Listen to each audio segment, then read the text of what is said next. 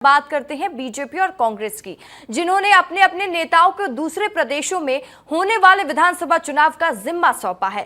BJP ने तो संगठन के बड़े नेताओं को यह जिम्मेदारी दे दी है, वहीं कांग्रेस ने भी अपने धुरंधरों को दूसरे राज्यों के चुनावी रण में झोंक दिया है। रिपोर्ट देख लीजिए।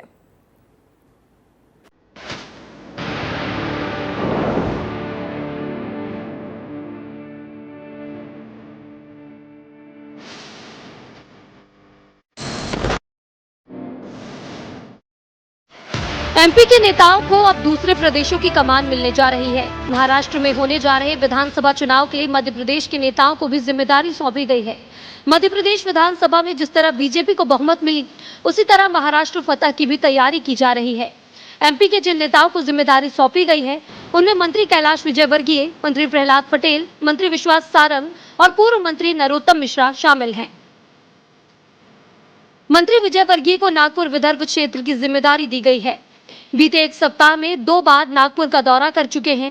मंत्री प्रहलाद पटेल को वर्धा अमरावती क्षेत्र का प्रभार सौंपा गया है। इसी तरह मंत्री विश्वास सारंग को अकोला बुल्ढाना क्षेत्र दिया गया है। बीजेपी के केंद्रीय नेतृत्व ने मध्य प्रदेश के पूर्व मंत्री नरोत्तम मिश्रा को गोंदिया और भंडारा क्षेत्र की जिम्मेदारी दी गई है। अब जब सत्ताधारी दल बीजेपी ने अपने दिग्गजों को चुनावी रण में झोंक दिया है, तो भला ऐसे में कांग्रेस कैसे पीछे रह जाती। पार्टी ने भी अपने धुरंधरों को दूसरे प्रदेशों में होने वाले चुनाव की जिम्मेदारी दी है। पार्टी ने एमपी के पूर्व विधायक से लेकर मौजूदा विधायकों के कंधे पर जिम्मा सौंप दिया है। पूर्व विधायक कुणाल चौधरी को महाराष्ट्र भेजा गया है। इसी तरह नूरी खान और अब्बास हफीज को जम्मू कश्मीर की जिम्मेदारी दी गई है। एसआईसीसी ने एमपी के भूपेंद्र मरावी को गुजरात के सह प्रभारी के तौर पर संगठन को मजबूत करने के लिए भेजा गया है।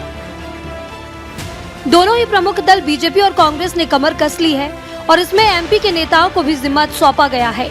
जहां एमपी के नेता दूसरे राज्यों में होने वाले विधानसभा चुनाव में अपनी सहभागिता निभाएंगे। पार्टी की एक व्यवस्था है और व्यवस्था के अंतर्गत जो सचिन यादव जी हैं, भूपेंद्र मरावी जी हैं, कुणाल चौधरी जी हैं, चौहान जी हैं, ऐसे समस्त जो लोग हैं, उन लोगों को प्रदेश की अनुभवों का लाभ दूसरे प्रदेश में मिल जाए और दूसरे प्रदेश में जो नए अनुभव मिले उनका लाभ आगे आने वाले समय में मिले। इससे पार्टी को मजबूती मिलती है और भारत की एकता और अखंडता भी मजबूत होती है। अन्य राज्यों में भी पार्टी की सेवा कर रहे हैं। पार्टी जो काम देती है उसको निभाने का काम करते हैं।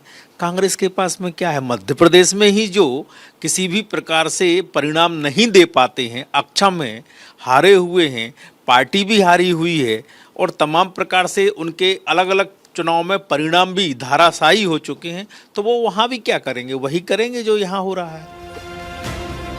बीजेपी कह रही है कि कांग्रेस के नेता कोई खास प्रभाव नहीं रखते हैं, लेकिन कांग्रेस ने दूसरे राज्यों में नेताओं के स्थानीय समीकरण को साधने के प्रयास में जिम्मेदारी दी है। बीजेपी ने भी एमपी के संगठन को ही कई राज्य में लगा दिया है। खास बात यह है कि बीजेपी के पास उन नेताओं की टीम है जो मध्य प्रदेश में कांग्रेस को लगभग पिछले कई चुनावों से परास्त करते आ रही है।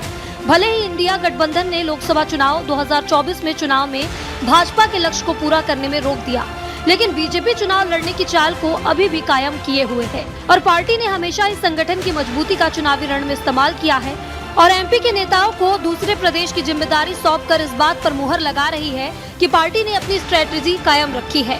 वहीं कांग्रेस भी बीजेपी के ट्रैक पर उतरती नजर आ रही है। हालांकि ये तो चुनावों के परिणाम ही बताएंगे कि दूसरे राज्यों के चुनाव में बाहरी नेता कितने कारगर साबित होते हैं। विवेक पांडे, विस्तार न्यूज, भोपाल। तो देखिए, बीजेपी ने महाराष्ट्र के विधानसभा चुनाव के लिए अपने दिग्गजों को भेजा है, वहीं कांग्रेस ने महाराष्ट्र, जम्मू कश्मीर और भूपेंद्र मरावी को गुजरात भेजा है। तो अब देखने वाली बात होगी कि ये नेता दूसरे राज्यों में चुनाव में कितने कारगर साबित होते हैं।